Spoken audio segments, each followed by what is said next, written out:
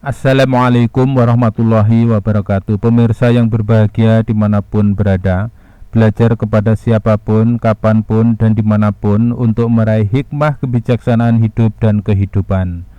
Tantangan masyarakat di era digital.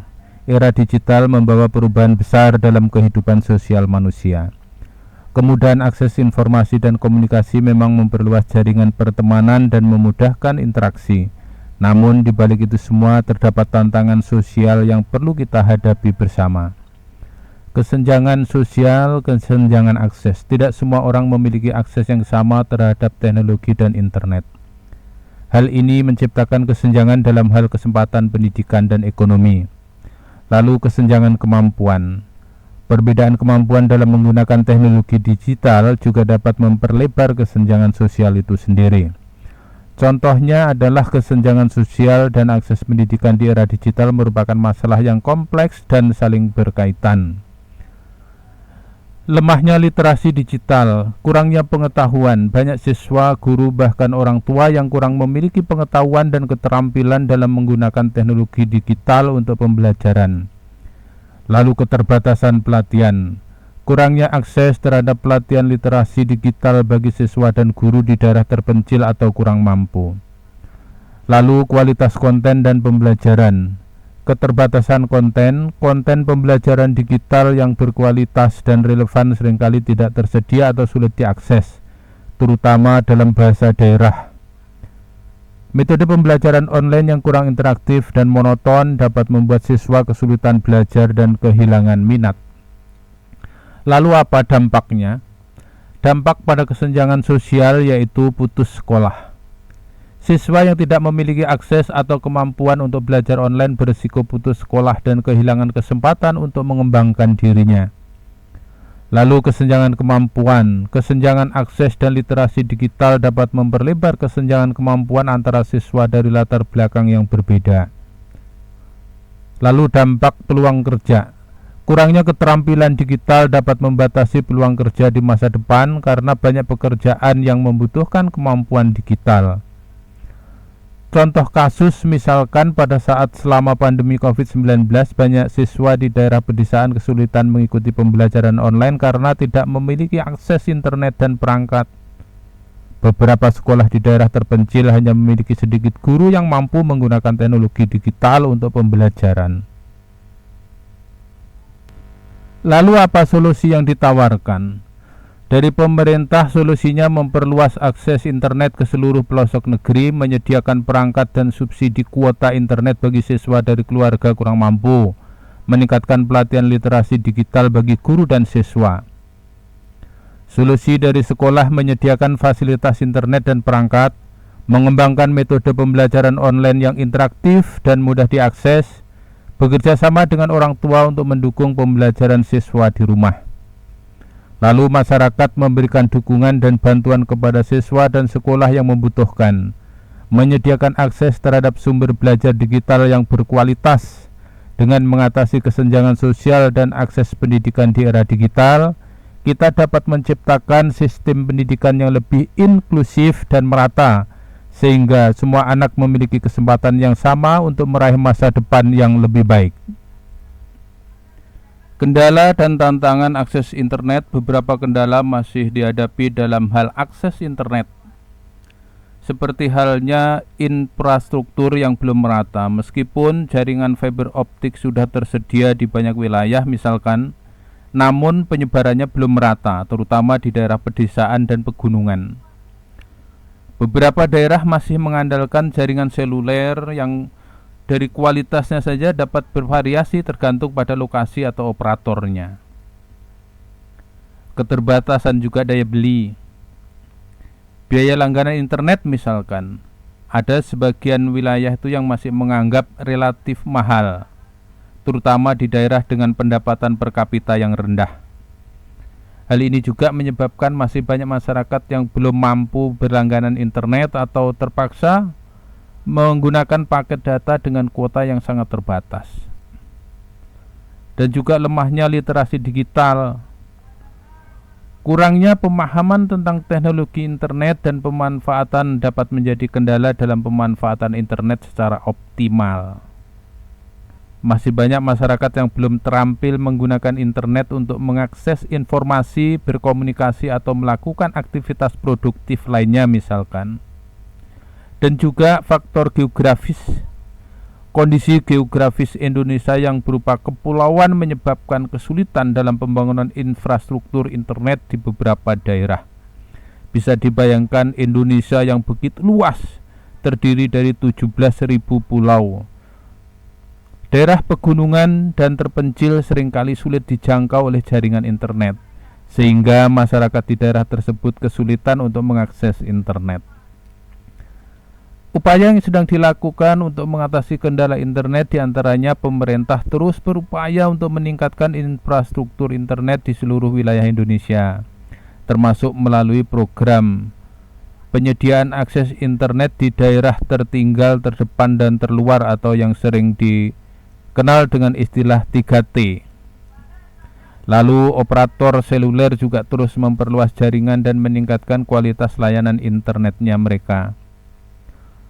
Berbagai program literasi digital dilakukan untuk meningkatkan pemahaman masyarakat tentang internet dan pemanfaatannya.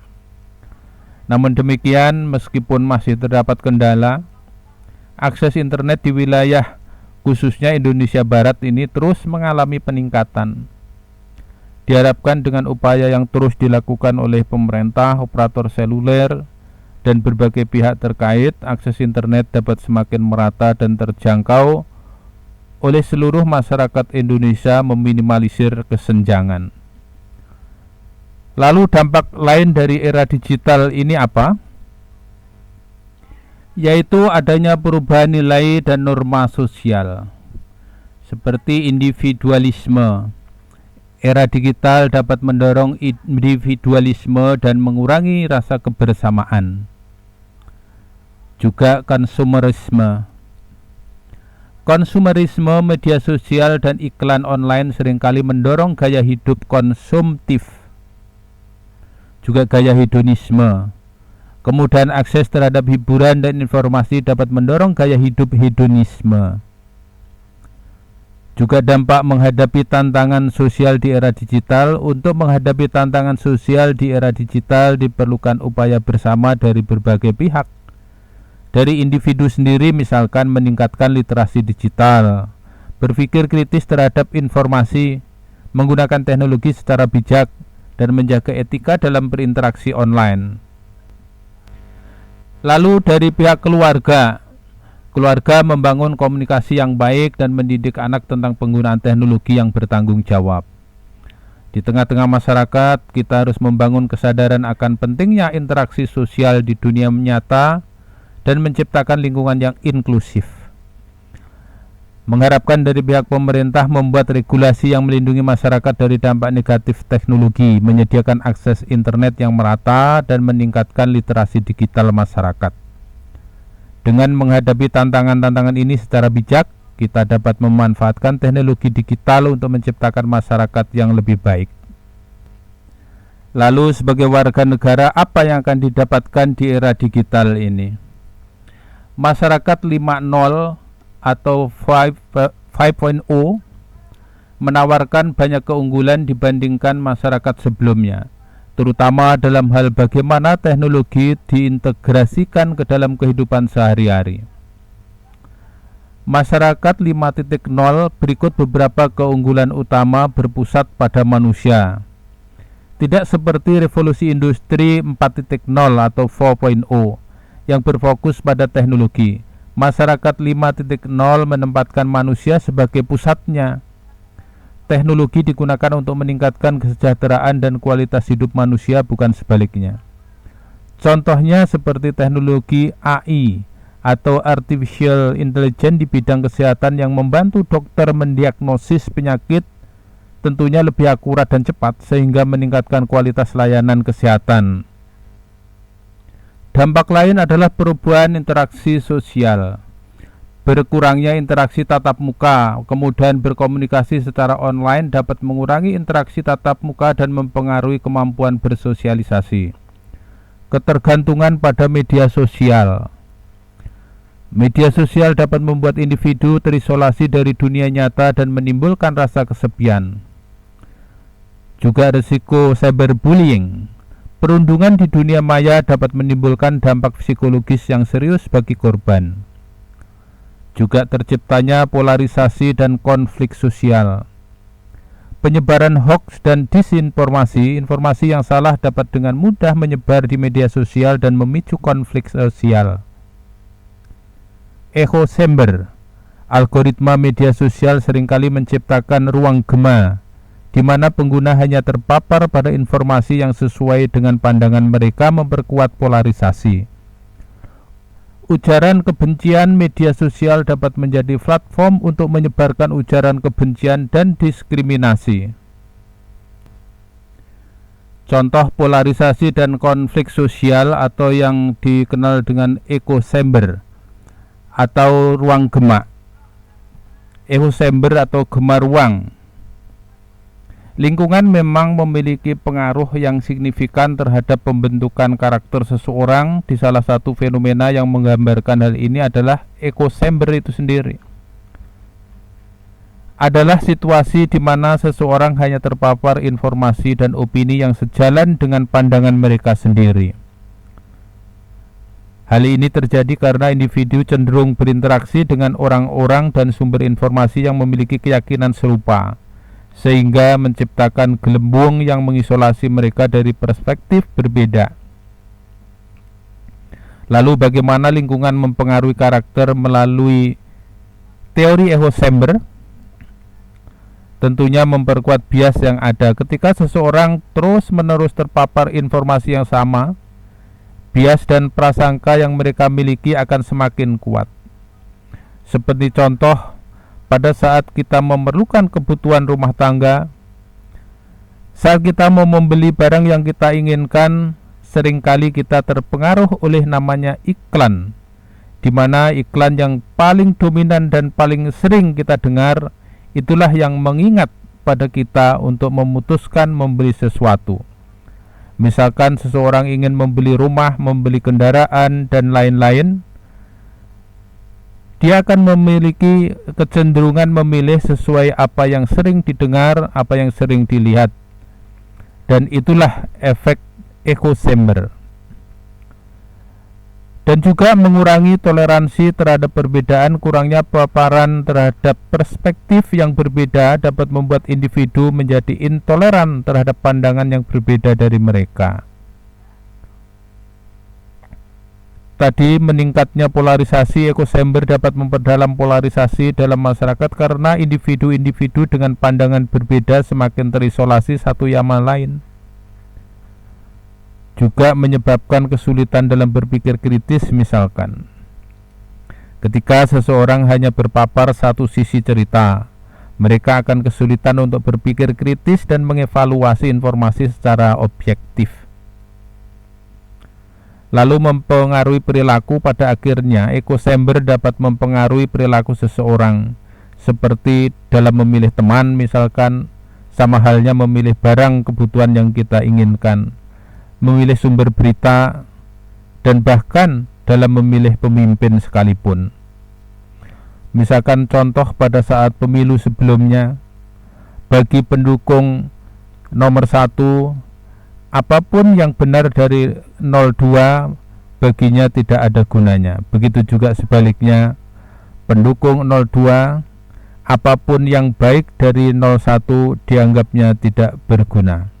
Itulah efek dari echo chamber.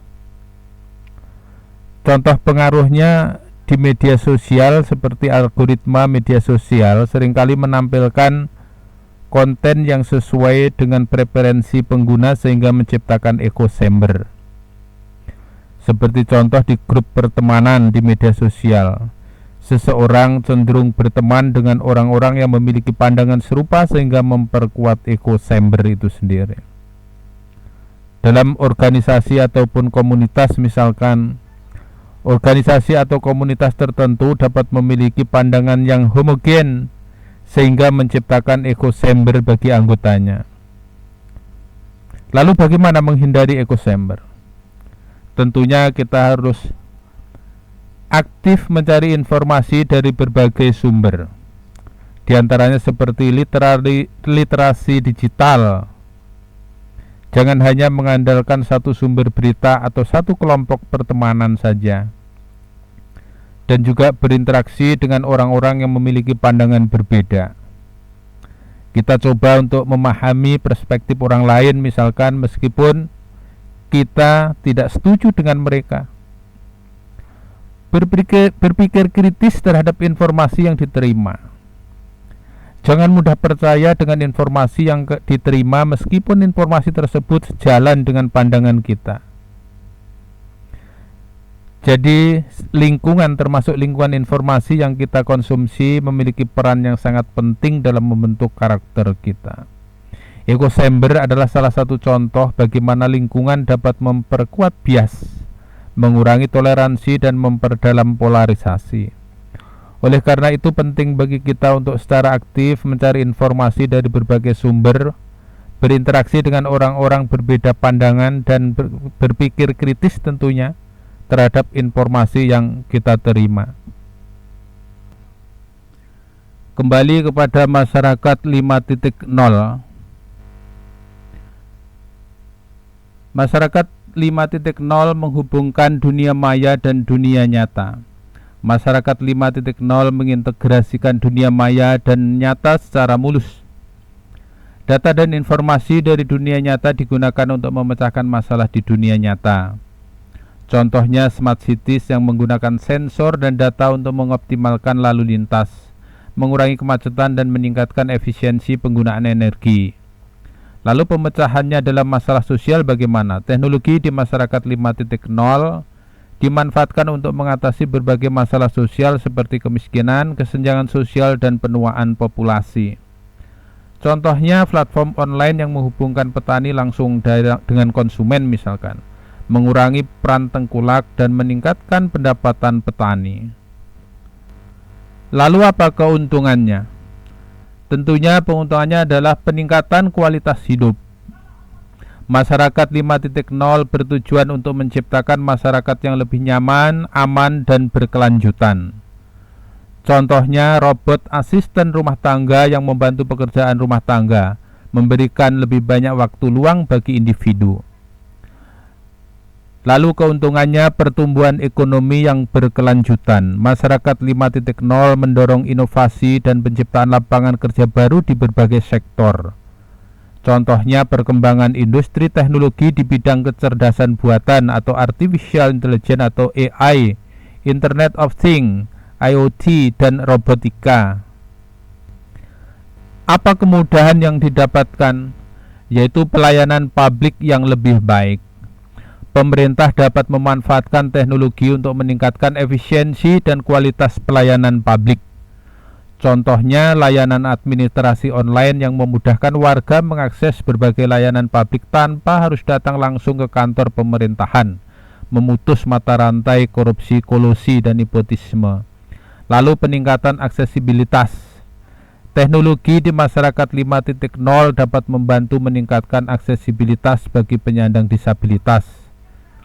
Contohnya aplikasi yang menerjemahkan bahasa isyarat atau perangkat yang membantu tunanetra melihat dalam tanda petik lingkungan sekitarnya. Tentunya ada tantangan.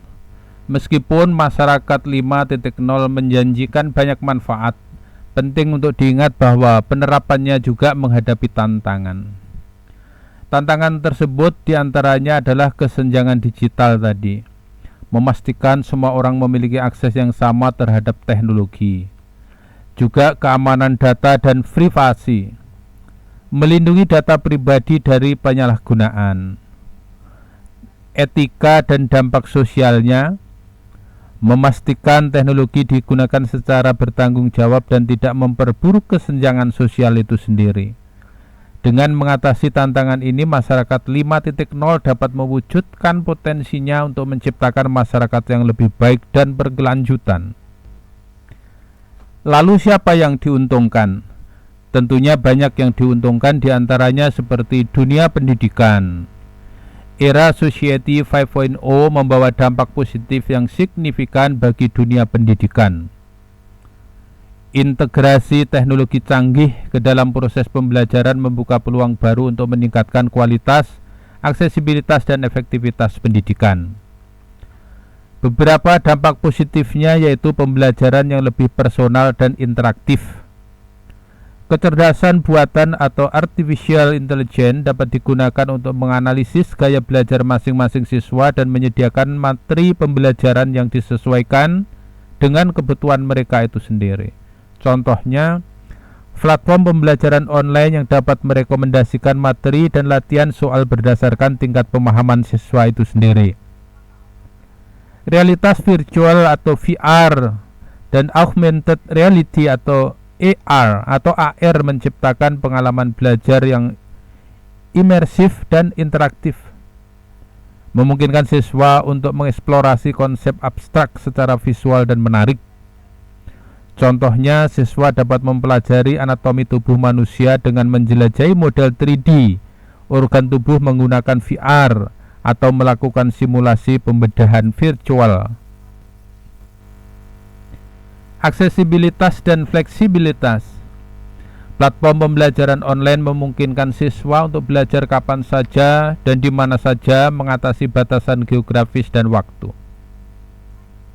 Contohnya, siswa di daerah terpencil dapat mengakses pendidikan berkualitas tinggi melalui kursus online dari universitas ternama. Materi pembelajaran digital memudahkan akses bagi siswa penyandang disabilitas.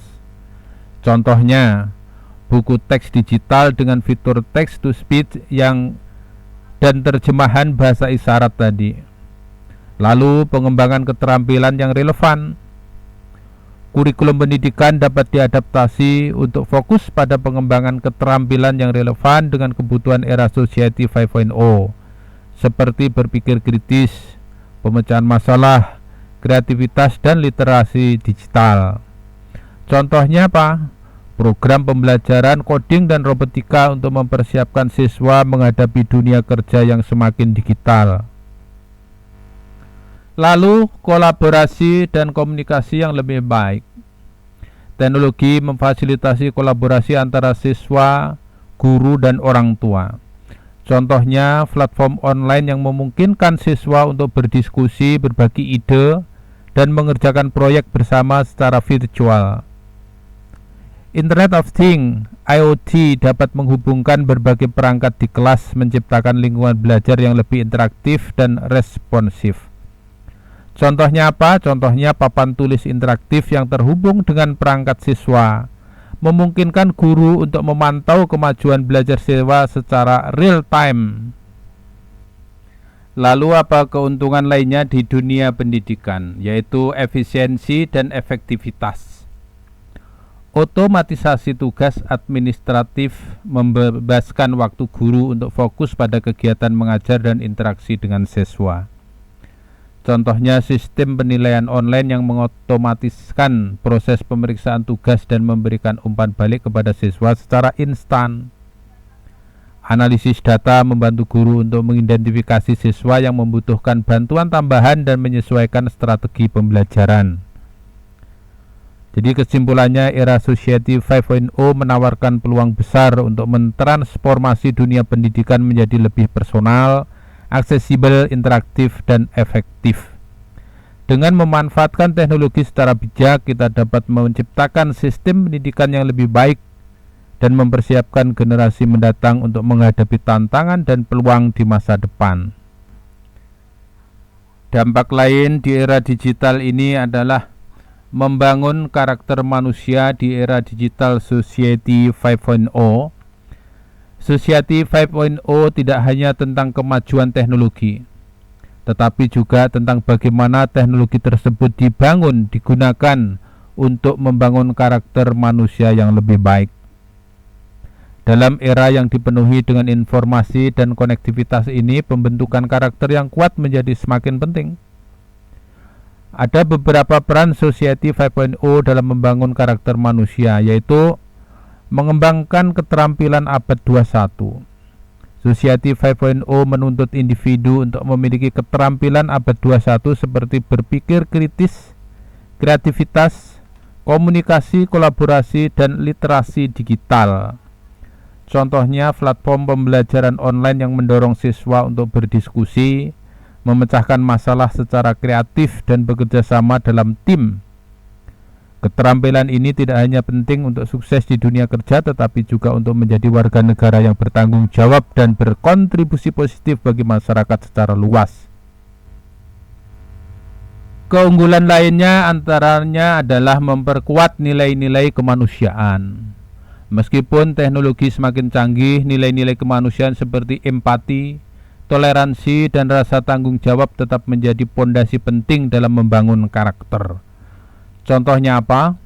Aplikasi yang menghubungkan relawan dengan organisasi sosial misalkan, memudahkan individu untuk berkontribusi dan berempati terhadap sesama, sehingga kita dapat membantu saudara-saudara kita yang jauh di belahan bumi sana.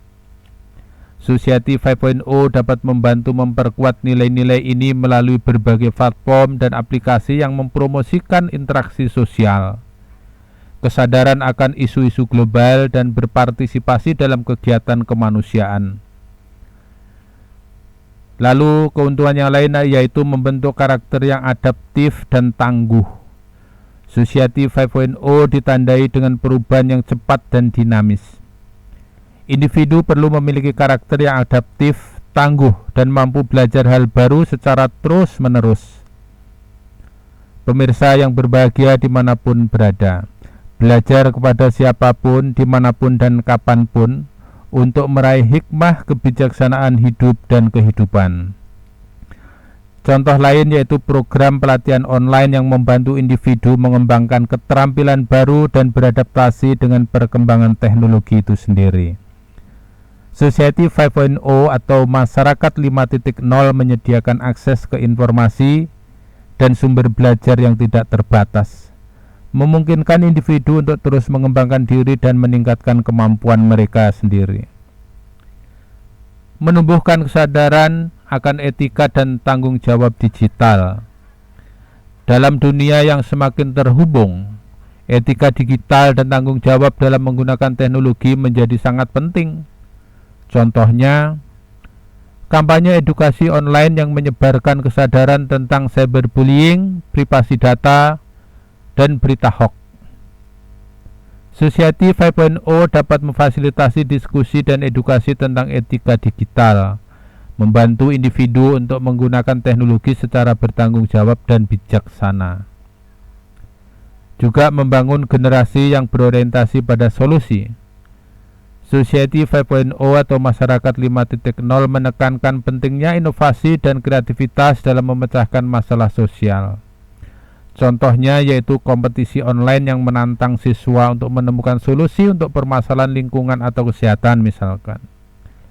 Dengan memfasilitasi kolaborasi, akses informasi, dan pengembangan keterampilan problem solving, Society 5.0 dapat membantu membangun generasi yang berorientasi pada solusi dan berkontribusi positif bagi masyarakat. Sehingga Society 5.0 memiliki potensi besar untuk membangun karakter manusia yang lebih baik. Dengan memanfaatkan teknologi secara bijak dan mengedepankan nilai-nilai kemanusiaan, kita dapat membentuk individu yang berkarakter kuat, berketerampilan tinggi, dan siap menghadapi tantangan di masa depan. Tentu tantangan itu ada khususnya di dunia pendidikan. Dalam hal ini tantangan tenaga pendidik misalkan. Era Masyarakat 5.0 membawa angin segar bagi dunia pendidikan dengan teknologi canggihnya. Namun di balik itu semua terdapat tantangan besar bagi tenaga pendidik. Mereka dituntut untuk beradaptasi dan mengembangkan diri agar mampu menghadapi perubahan dan memanfaatkan teknologi secara optimal. Beberapa tantangan utama yang dihadapi tenaga pendidik di era Masyarakat 5.0 yaitu penguasaan teknologi dan literasi digital. Tantangannya, tenaga pendidik perlu menguasai berbagai teknologi baru dan platform pembelajaran digital, serta memiliki literasi digital yang memadai untuk mengintegrasikan teknologi ke dalam proses pembelajaran. Contohnya, menguasai platform pembelajaran online, tools untuk membuat konten digital interaktif, aplikasi penilaian online, dan teknologi AI dalam pendidikan.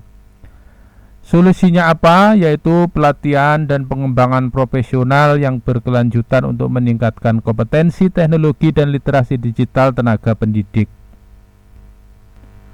Lalu, menjaga keseimbangan antara teknologi dan interaksi manusia. Tantangannya memanfaatkan teknologi secara bijak dan menjaga keseimbangan antara pembelajaran berbasis teknologi dengan interaksi manusia yang esensial dalam proses pendidikan. Contohnya, memastikan siswa tetap memiliki kesempatan untuk berinteraksi dan berkolaborasi secara langsung dengan guru dan teman sebayanya. Solusinya apa? Merancang model pembelajaran blended learning yang mengkombinasikan pembelajaran online dan offline, serta menciptakan lingkungan belajar yang mendukung interaksi sosial itu sendiri. Lalu menyesuaikan kurikulum dan metode pembelajarannya. Tantangannya, kurikulum dan metode pembelajaran perlu disesuaikan dengan kebutuhan era masyarakat 5.0, menekankan pada pengembangan keterampilan abad 21 dan literasi digital. Contohnya apa? Mengintegrasikan pembelajaran berbasis proyek, pembelajaran berbasis masalah, dan pendekatan pembelajaran yang lebih personal. Solusinya yaitu pelatihan bagi guru untuk mengembangkan dan menerapkan kurikulum dan metode pembelajaran yang inovatif dan relevan. Lalu siapa yang mendukung? Tentunya pemerintah memiliki peran tersendiri di era masyarakat 5.0. Pemerintah memiliki peran krusial dalam mewujudkan masyarakat 5.0 tidak hanya sebagai regulator. Pemerintah juga harus menjadi fasilitator dan akselerator dalam mendorong adaptasi teknologi dan inovasi untuk meningkatkan kualitas hidup masyarakat. Dan juga peran penting pemerintah di era masyarakat 5.0 yaitu membangun infrastruktur digital seperti tadi yang sudah dijelaskan, seperti penyediaan akses internet cepat dan merata. Pemerintah perlu berinvestasi dalam infrastruktur digital seperti jaringan fiber optik dan menara telekomunikasi untuk memastikan semua warga negara memiliki akses internet yang cepat dan terjangkau. Contoh, program Palapa yang bertujuan untuk menyediakan akses internet di seluruh wilayah Indonesia, mengembangkan platform digital publik, membangun platform digital yang memudahkan masyarakat mengakses layanan publik, informasi, dan berbagai fasilitas lainnya. Ini bagian dari langkah-langkah amanah konstitusi untuk memajukan umum, memajukan kesejahteraan umum, mencerdaskan kehidupan bangsa. Lalu contohnya aplikasi e-government, sistem administrasi online, dan platform pembelajaran online. Lalu apa yang dipersiapkan? Tentunya mengembangkan sumber daya manusia itu sendiri. Meningkatkan literasi digital masyarakat. Pemerintah perlu menyelenggarakan program pelatihan dan edukasi untuk meningkatkan literasi digital masyarakat semua usia. Contohnya program pelatihan keterampilan digital untuk masyarakat umum, guru, dan aparatur sipil negara.